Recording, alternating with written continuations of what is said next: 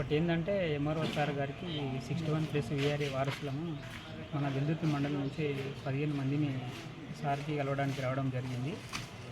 కలవడానికి వచ్చిన కారణం ఏంటంటే అయితే 29 తారీఖు నాడు revenue minister Ponguleti Srinivas Reddy sir గారితో ప్రతి తెలంగాణ స్టేట్ మొత్తం ఎంఆర్ఓలు మీటింగ్ ఏర్పాటు చేయడం జరిగింది.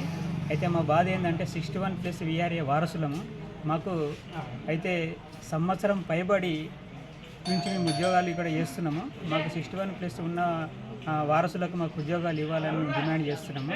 అయితే మా తరపున ఒకసారి ఎంఆర్ఓ సార్ గిట్లా ఇవ్వడం జరుగుతుంది.